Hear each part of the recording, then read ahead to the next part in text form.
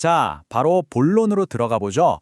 1500년 전으로 거슬러 올라가는 흥미진진한 역사 추리 시간에 오신 것을 환영합니다.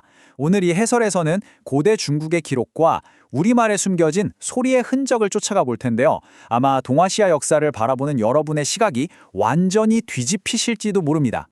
혹시 여러분은 백제를 한반도 남서쪽에 자리했던 그저 작고 예술적인 고대 국가 정도로만 알고 계시지 않나요? 오늘 우리는 아주 대담하면서도 매력적인 가설 하나를 파헤쳐 볼 겁니다.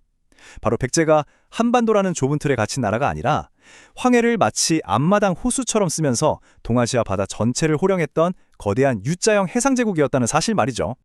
에이, 설마 하시는 분들도 계실 텐데요. 이 놀라운 이야기를 뒷받침하기 위해 우리는 철저하게 두 가지 증거만 따라갈 겁니다. 첫째는 당시 주변국이었던 고대 중국의 명확한 정사 기록들이고요. 둘째는 오늘날 지도 곳곳에 마치 화석처럼 박혀있는 언어학적 비밀, 바로 소리 DNA입니다. 자, 그럼 첫 번째 결정적 단서부터 살펴볼까요? 바로 백제만의 아주 독특하고 강력했던 통치 시스템 22담로입니다. 여기 중국 사서인 양서와 양직공도의 기록을 한번 보시죠. 백제가 지방 곳곳에 22개의 거점, 그러니까 담로를 설치하고 왕의 자제나 일족을 파견해서 다스렸다고 아주 명확하게 적혀 있습니다. 백제 스스로의 기록이 아니라 주변국이 남긴 공식 기록이라는 점에서 이거 절대 무시할 수 없는 팩트인 거죠. 여기서 중요한 건 이 담로라는 게 그냥 시골의 작은 행정구역이 아니었다는 겁니다. 또 다른 사서인 남제설을 보면요. 백제 동성왕이 이 거점들의 지배자를 무슨 면중왕, 도안왕 이렇게 왕이나 제후로 임명했다고 나오거든요. 즉 백제 왕족인 부여시에다가 각 지역의 왕으로 군림하는 말 그대로 여러 왕들을 거느린 거대한 황제국 시스템을 돌리고 있었다는 얘기입니다. 그렇다면 여기서 질문이 하나 생깁니다. 무려 1500년이나 지난 지금 대체 그 담로들이 어디에 있었는지 우리가 어떻게 알 수 있을까요? 그 비밀을 풀 열쇠가 바로 바다를 건너 이어진 언어의 실크로드, 그 속에 숨겨진 소리의 유전자입니다. 단어들이 어떻게 진화했는지 한번 짚어볼게요. 거처나 영역을 뜻하는 고대 산스크리트어 다만에서 출발해서 고구려가 옛 땅을 되찾겠다는 의미로 쓴 다물, 그리고 백제의 통치 거점 담로. 이게 나중에는 제주의 탐나, 일본의 타무라로 이어집니다. 이 소리의 유전자가 수천 킬로미터의 바다를 건너면서도 그 생명력을 잃지 않은 거죠. 자, 여기서 진짜 소름 돋는 언어학적 단서가 등장합니다. 초성 법칙인데요. 가만히 소리내어 읽어보세요. 담로, 다물, 탐으로. 전부 디귿이나 티읕, 미음, 리을이라는 완전히 똑같은 초성 구조를 가지고 있죠. 초성이 같다는 건 이 단어들이 모두 일정한 경계를 가진 영역이라는 하나의 뿌리에서 갈라져 나왔다는 걸 과학적으로 증명하는 겁니다. 이제 이 소리 DNA를 쫓아서 본격적으로 바다를 건너가 볼까요? 백제의 거대한 영향력이 일본 열도에 어떤 지울 수 없는 화석들을 남겨놓았는지 하나씩 확인해 보시죠. 우리말로 담은 울타리나 경계를 뜻하잖아요. 그런데 다들 아시다시피 일본어에는 받침이 없습니다. 그래서 한국어 담의 미음 받침이 일본으로 넘어가면서 자연스럽게 모음을 하나 더 달고 타무라는 두 글자로 변하게 된 거죠. 통치 거점인 담로가 일본어의 발음 습관 때문에 타무라로 바뀐 겁니다.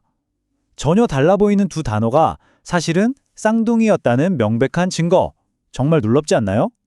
이걸 보면 더 확실해집니다. 백제의 22담로 네트워크가 오늘날 일본 지도에 아예 물리적으로 새겨져 있거든요. 교토나 후쿠시마에 있는 도레인들의 거점 타무라, 일본 전역에서 군대 주둔지를 뜻하는 명사 타무로, 심지어 무령왕이 태어났다는 효고현, 아와지 섬은 옛날 이름이 아예 대놓고 담로도였습니다. 1500년 전 백제의 행정구역이 오늘날 일본의 지명으로 고스란히 남아있는 겁니다. 자, 그럼 여기서 생각해보죠. 백제의 이 엄청난 해상 네트워크가 일본 열도에서 그냥 끝났을까요?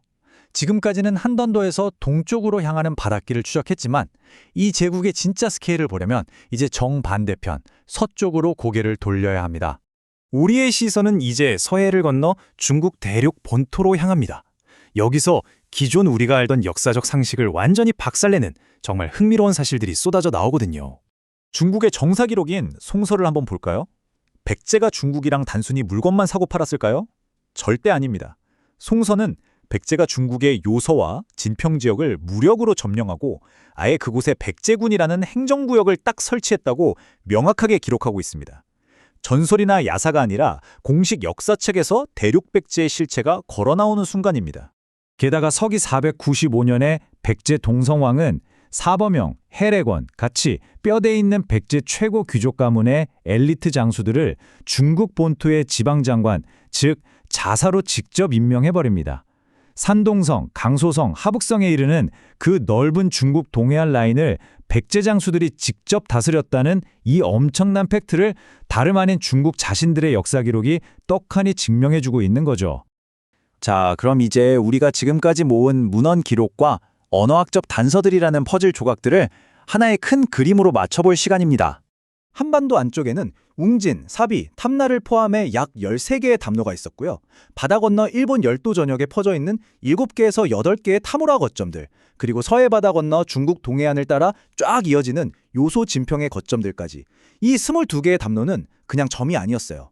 황해를 마치 거대한 내륙 호수처럼 삼아서 동아시아 전체를 하나로 묶어냈던 엄청난 규모의 단일 정치 경제 공동체였던 겁니다.